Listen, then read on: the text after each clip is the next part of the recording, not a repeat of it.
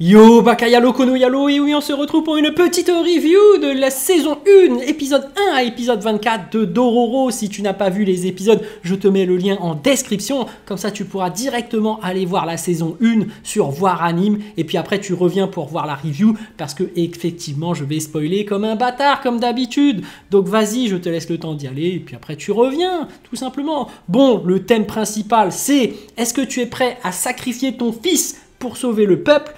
Ou est-ce que tu es prêt à sacrifier le peuple pour sauver ton fils? Car malheureusement, dans les deux cas, de toute façon, tu seras traité d'égoïste. Parce qu'effectivement, quand tu veux sacrifier ton fils pour le peuple, on peut te traiter d'égoïste. Parce qu'en fait, quand tu maîtrises plus ou moins ton peuple, tu fais que tout le monde est heureux, bah tu as cette reconnaissance de tout peuple et tu as ce fameux pouvoir.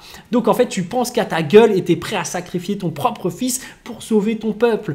Et on peut dire que c'est de l'altruisme, puisque finalement, la vie de tout le monde est plus importante que juste celle d'une personne. Mais d'un autre côté, est-ce que derrière tu ne rechercherais pas le pouvoir? Est-ce que tu ne rechercherais pas la reconnaissance? Est-ce que tu ne rechercherais pas à dominer tout le monde?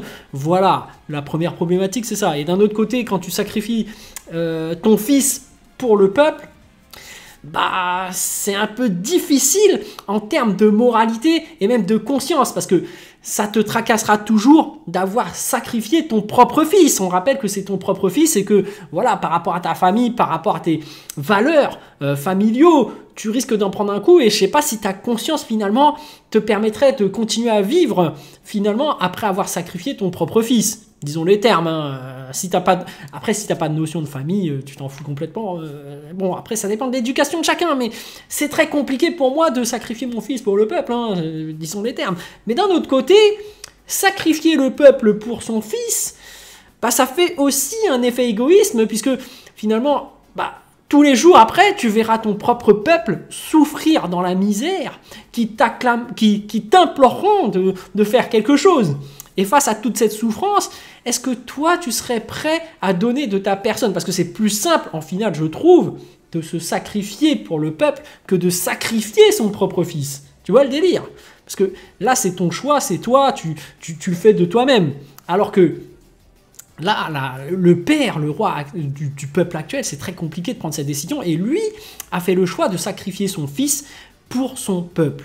Après, effectivement, c'est pas vraiment le vrai thème finalement, puisque finalement, tu suis le héros qui a perdu tous ses membres, qui a finalement sacrifié son corps pour le peuple, et lui qui n'a aucune notion, aucun lien, disons les termes, par rapport au peuple, aucune notion de diriger un peuple, etc. Lui, il n'est pas du tout roi, hein.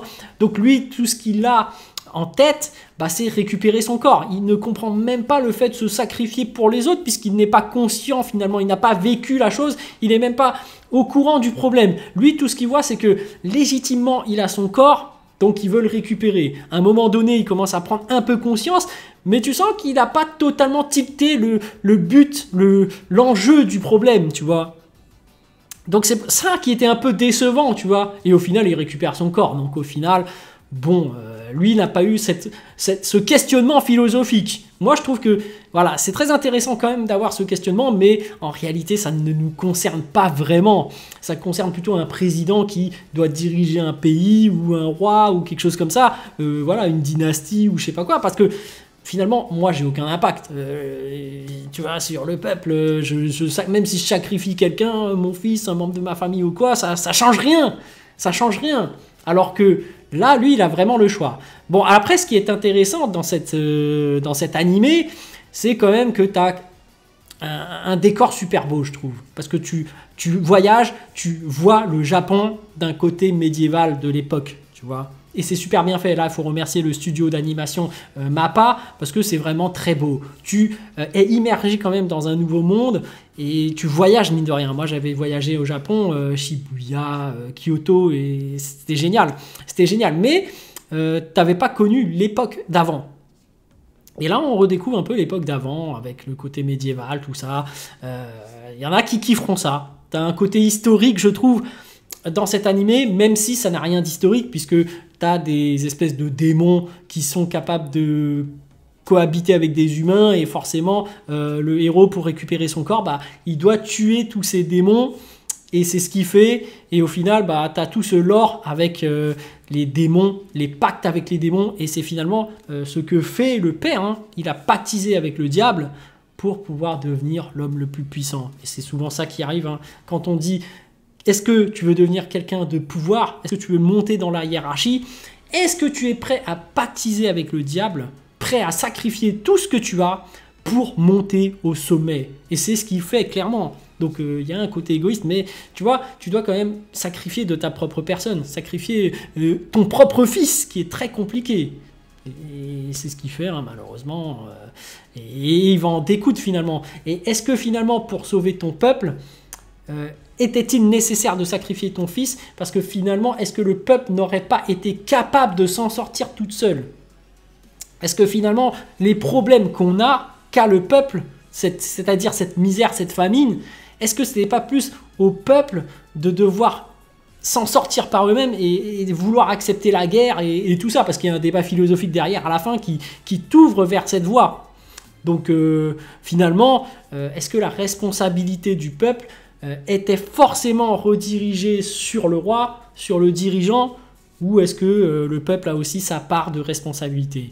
Donc des questions qui se posent, un animé qui était intéressant, mais malheureusement pour moi, je donne mon avis, évidemment, bah, j'ai pas tellement accroché que ça, parce qu'il y avait beaucoup trop d'épisodes filler pour moi. Je considérais ça comme des épisodes filler, hein, quand il récupère peu à peu ses membres et qu'il tuait des démons à chaque épisode. Au bout d'un moment, tu comprends quoi. Parce que bon, 24 épisodes, bon, tu dois avoir allez, une vingtaine d'épisodes où il chasse des monstres random pour récupérer son corps.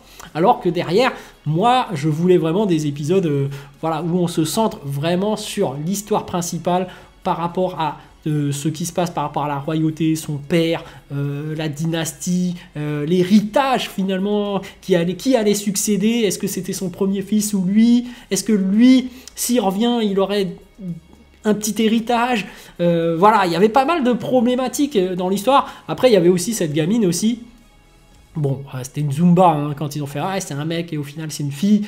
On le voyait dès le début. Bon, après c'est un classique des histoires asiatiques très souvent où on dit que l'héritier doit forcément être un fils. Là, il y a une fille. Forcément, quand tu es une fille, bah, pour le peuple, tu es mal vu. Malheureusement, hein, tu as un peu ce côté misogyne où la fille doit finalement accueillir l'homme et finalement n'a pas de légitimité à être quelqu'un. Et c'est plus l'homme de la famille qui devient finalement quelqu'un et qui doit protéger les siens. Et bon, voilà. Donc la personne se déguise en homme et voilà, pour être mieux vue. Il y a pas mal d'histoires par rapport au Japon qui est très intéressante, du lore. Mais finalement, j'ai pas tant kiffé que ça. Bon, je suis arrivé jusqu'au bout des épisodes, hein, j'ai quand même vu toute la saison 1, donc c'est qu'au final, j'ai quand même apprécié, mais j'ai pas tant kiffé que ça. Hein. Moi, j'ai pas tant apprécié, voilà, j'ai trouvé qu'il y avait trop d'épisodes filler. Mais sinon, la problématique est intéressante, ça fait réfléchir quand même, et surtout, l'animation a fait